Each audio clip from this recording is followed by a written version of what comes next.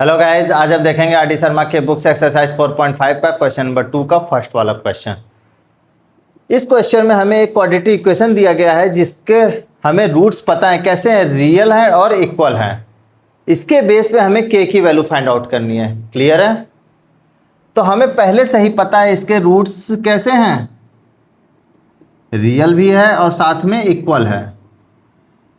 Real और equal है तो उस केस में डिस्क्रिमिनेंट की वैल्यू क्या होती है? 0 होती है। यहीं से हम के की वैल्यू फाइंड आउट करेंगे। ठीक है, अब यहां पे कैसे हम डिस्क्रिमिनेंट की वैल्यू 0 होती है तो इक्वल कैसे हो जाता है ये हम पता करते हैं। थोड़ा सा देखते हैं, प्रीवियस वीडियो में मैंने बहुत डिटेल में चर्चा किया है, थोड़ा सा यहां भी देख लेते हैं। अगर कोई क्वाड्रेटिक इक्वेशन दिया गया है तो उसकी जो रूट्स होते हैं वो निकालने के लिए हम या तो फैक्टराइजेशन मेथड से सॉल्व करते हैं या तो हम डायरेक्ट सीधाराचार का सूत्र लगा करके रूट्स निकाल लेते हैं। तो सीधाराचार का सूत्र क्या है? Minus B plus minus under root में B square minus 4ac upon में 2a, ये फॉर्मूला होता है। अब आपको दिख रहा होगा जब मैं ये इसको 0 कर दूं तो रूट्स क्या हो जाएंगे? B square minus 4ac, B square minus 4ac क्या होता है? यही डिस्क्रिमिनेंट होता है, ये डी होता है। इसी को हमने क्या कर दिया? 0 कर दिया। ठीक है, जब 0 कर देंगे जब 0 minus B plus minus 0 upon में क्या हो जाएगा? ये 2a, मतलब x की वैल्यू माइनस बी अपॉन में 2a। अब यहाँ पे ये तो है क्वाड्रेटिक इक्वेशन, तो x की वैल्यू 2 तो निकलेगी ही निकलेगी।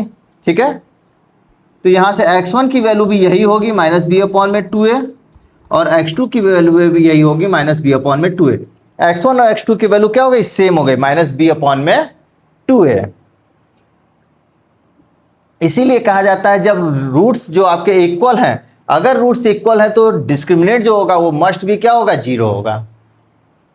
और अगर डिस्क्रिमिनेंट 0 नहीं हो तो रूट्स इक्वल हो ही नहीं सकते हैं।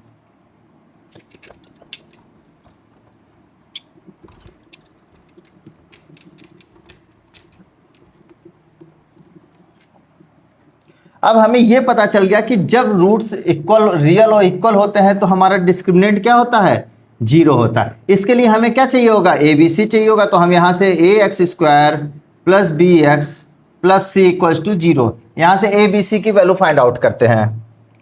तो ए की वैल्यू क्या निकल के आएगी? 4। बी की वैल्यू निकल के आएगी माइनस 2k प्लस 1 और सी की वैल्यू क्या निकल के आएगी? k plus 4। क्लियर? अब डिस्क्रिमिनेंट इक्वल टू क्या formula? B square minus 4ac। B की वैल्यू देखिए क्या है? ये है माइनस 2k प्लस 1 का होल स्क्वायर माइनस का 4 इंटू k प्लस 4। और ये क्या है? डिस्क्रिमिनेंट 0 है।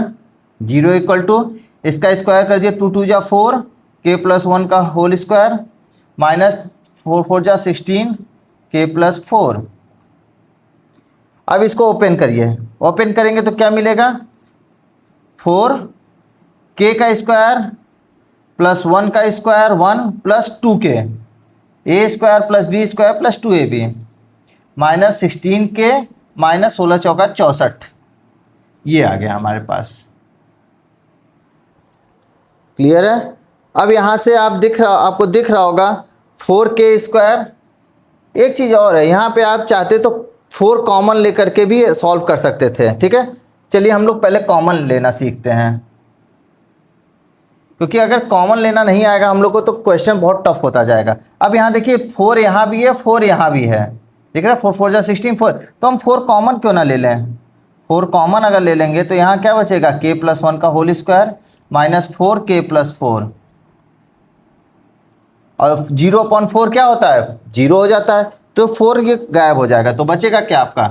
k प्लस 1 का whole square minus 4k plus 4 equals to 0। देखिए आप वैल्यू कम हो गई कि नहीं हो गई? कम यहाँ पे। तो k square plus 1 plus 2k, A square plus B square plus 2ab का फॉर्मूला लगा दिया मैंने यहाँ, माइनस 4k माइनस का 16 इक्वल्स टू 0। अब यहाँ देखिए k square 2k minus 4k minus का 2k और माइनस 16 प्लस 1 क्या हो गया? माइनस का 15 इक्वल टू, ये देखिए क्वाड्रेटिक इक्वेशन बन गया।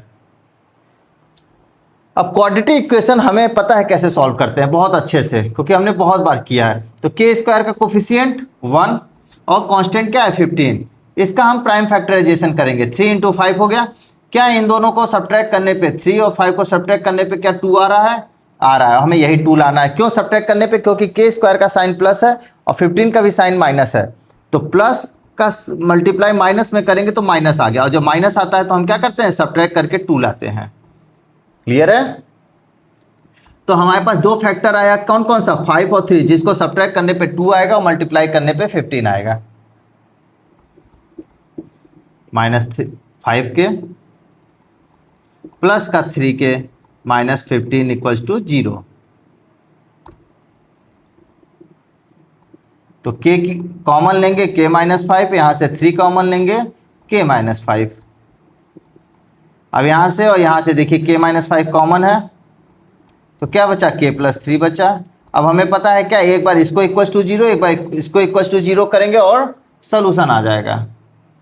तो एक बार हम क्या करेंगे, के -5, पहला वाला केस क्या करेंगे, के -5 इक्वल्स टू 0 लेंगे, तो के की वैल्यू 5 आ गया। और एक बार के +3 इक्वल्स टू 0 करेंगे, तो के की वैल्यू -3। तो हम यहाँ से कह दे सकते हैं, if this equation has real and equal roots, then K की वैल्यू क्या होगी हमारी? -3 कॉमा में 5। ये हमारा क्लियर है? आई होप आप लोग को बहुत अच्छे से समझ में आया होगा। Thank you guys.